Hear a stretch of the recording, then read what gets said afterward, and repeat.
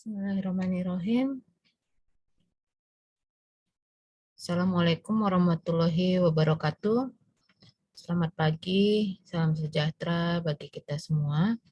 Selamat datang di pertemuan pertama, pertemuan perdana mata kuliah teori kritik arsitektur. Perkenalkan, nama saya Peranita Sagala yang akan menjadi dosen pengampu Anda selama 1 semester untuk mata kuliah ini.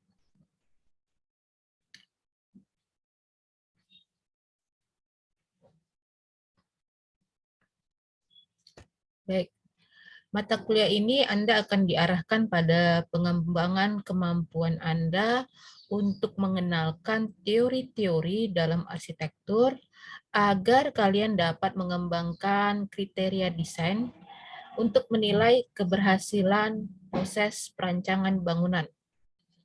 Yang kedua, kalian akan membahas konsep dan prinsip kritik arsitektur serta melatih kalian agar mampu melakukan kritik atas desain bangunan dan lingkungan binaannya.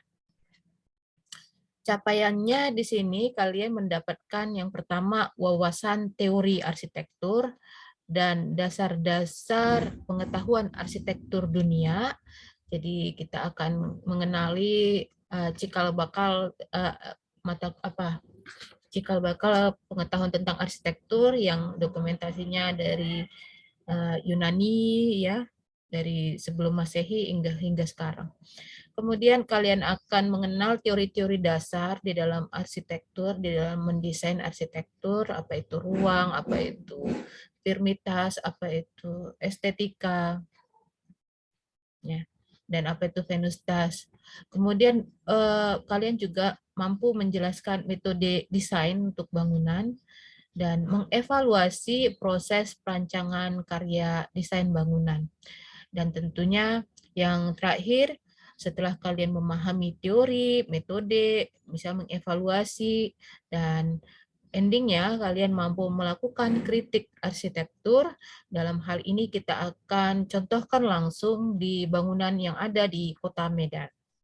Jadi nanti ada beberapa tugas yang kalian lakukan yang merupakan latihan bagi kalian untuk mampu mengenali teori apa yang digunakan terhadap bangunan tersebut. Misalnya kantor pos Kota Medan, teori-teori apa yang berlaku, yang digunakan si arsitek dalam mendesainnya, kemudian bagaimana evaluasi kalian terhadap karya desain tersebut, bagaimana cara kalian melihat metode apa yang sudah digunakan dalam desain bangunan tersebut, dan kemudian melakukan kritiknya. Bangunan yang akan kalian kritik nanti ada bangunan era kolonial dan bangunan era pasca kemerdekaan yang merupakan ikonik Kota Medan. Jadi skema umumnya mata kuliah ini bisa dilihat ya dalam siklus ini ya. Teori arsitektur menghasilkan perancangan arsitektur. Setelah karya itu dirancang, dibangun, kemudian dinikmati, muncul kritik.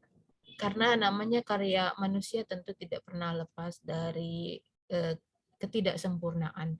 Nah, kritik ini kemudian dijadikan masukan untuk membuat teori arsitektur baru.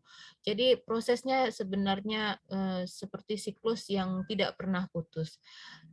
Dan antara teori, perancangan, dan kritik ini adalah mesin kita dalam berkarya. Karena itu mata kuliah teori kritik arsitektur ini sangat penting untuk kalian gunakan di dalam menghasilkan karya-karya yang baik. Pokok bahasan di mata kuliah ini kalian akan bicara tentang ragam teori rancang arsitektur, kemudian apresiasi karya arsitektur, dasar kritik arsitektur, metode kritik arsitektur, ya ada beberapa rincian yang bisa kita gunakan, kritik normatif, kritik penafsiran, deskriptif, lingkungannya, kemudian kritik pada arsitektur modern dan postmodern pada masa waktu desain tersebut lahir, kemudian kritik pada arsitektur di Indonesia. Ini gambaran besarnya. Kemudian kita juga akan membahas jenis-jenis teori arsitektur dalam teks dan konteks, kritik dalam arsitektur, pendekatan strukturalis, pendekatan semiotika ya, bahasa di dalam bangunan, kemudian menganalisis dan mengkritik karya arsitektur, semiotika dalam makna, tanda dan pentanda di dalam bangunan, dan kritik karya melalui gambar-gambar hasil karya tokoh arsitektur, lalu menganalisa, mengkritik karya arsitektur melalui ekspresionisme. Oke. Metode pembelajaran di dalam perkuliahan ini adalah ceramah, kemudian presentasi dan diskusi, dan ada nanti penugasan ya, baik kelompok maupun individual. Di dalam proses penilaiannya ada beberapa komponen. Yang pertama itu etika. Etika ini terkait dengan disiplin, ketepatan waktu, baik hadir di perkuliahan maupun dalam pengumpulan tugas. Etika juga termasuk pada cara Anda berkomunikasi dengan dosen maupun dengan sesama rekan di sistem perkuliahan kita, di WhatsApp group maupun saat diskusi. Dan juga kerja kelompok. Kemudian komponen yang kedua, untuk etika saya tekankan yang paling penting juga adalah kejujuran. Kejujuran di dalam mengerjakan tugas. Jadi lebih baik Anda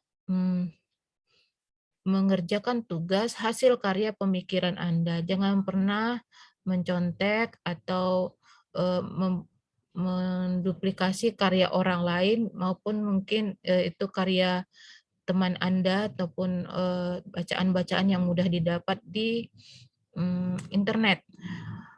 Upayakan semaksimal mungkin itu adalah hasil kerja keras Anda. Jadi kejujuran merupakan poin tertinggi sebenarnya di etika ini setelah disiplin. Walaupun poinnya 10%, namun jika Anda tidak menunjukkan nilai-nilai kejujuran dan kedisiplinan, maka ini jadi penentu seluruh penilaian Anda. Jadi mohon ini benar-benar diperhatikan. Dan di dalam dunia profesional juga etika ini soal kejujuran ini menjadi nilai penting Anda, kualitas diri Anda. Karena itu dimulailah dari mata kuliah ini. Yang kedua, tugas dan makalah. Tugas nanti ada tugas individual dan tugas kelompok. Saya biasanya meminta Anda membuat tugas secara individual di ujian tengah semester, kemudian tugas kelompok di ujian semester. Ya, untuk yang individual tentu untuk melatih kemampuan pribadi Anda, sedangkan yang tugas kelompok melatih kemampuan Anda bekerja sama dan juga leadership Anda. Yang ketiga, kuis. Setiap mata kuliah akan selalu ada kuis yang kalian bisa akses di e-learning, dan ini dinilai seluruhnya dan juga termasuk penilaian disiplin ada di sini. Karena itu pastikan setiap kalian kuliah, cek e-learning dan isi kuisnya. Tidak mengisi kuis itu sama saja dengan tidak hadir di dalam perkuliahan. Kemudian UTS, pastikan di sini kalian hadir dan mengerjakan UTS, nilainya 30%, ini sangat menentukan nilai kalian. Tidak hadir UTS dan UAS itu pasti Anda tidak dapat nilai yang bisa dinyatakan lulus dari mata kuliah ini. Kemudian etika saya kepada dosen, ya secara online dan offline, hubungin saya via WhatsApp saja. Jangan pernah menelepon saya. Kemudian jamnya pastikan pada saat jam yang efektif bekerja, jam 8 sampai jam 9 malam. Kalau secara luring berpakaianlah sopan, secara online juga pastikan Anda juga berpakaian sopan ketika video dinyalakan. Kemudian dalam mata kuliah saya yang paling penting bukanlah Anda cerdas ya, yang paling penting di dalam belajar kalian adalah rajin. Rajin pangkal pandai. Kalau kalian rajin mengerjakan tugas, kuis dan semuanya, dipastikan saya yakin kalian akan menjadi orang-orang yang unggul dan pandai dalam melakukan kerja-kerja arsitektur. Kemudian publikasi tugas nanti akan saya konfirmasi di dalam setiap penugasan dan beberapa akan saya minta publikasinya secara online, tapi nanti akan saya pandu di perkuliahan. Buku yang kalian gunakan, kalian bisa baca ini ada buku Charles Jenks dan juga beberapa buku Indonesia. Kalian bisa akses ini di Perpustakaan Nasional maupun ya di perpustakaan-perpustakaan yang bisa kalian akses juga, baik langsung maupun online. Saya kira itu pengantar mata kuliah teori dan kritik arsitektur yang pertama.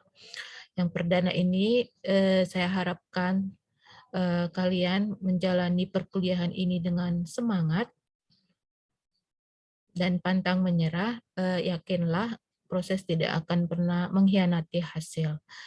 Jadi kerjakan saja tugas-tugas yang diberikan selama kuliah ini, jadikan itu bukan pelajaran yang sia-sia untuk muatan kalian nanti di dalam mendesain menjadi arsitek. Karena itu seluruh proses ini dinikmati, dilaksanakan dengan sepenuh hati dan saya yakin kalian pasti mendapatkan yang terbaik. Saya tutup sampai di sini, tetap semangat, sampai jumpa di minggu depan. Assalamualaikum warahmatullahi wabarakatuh.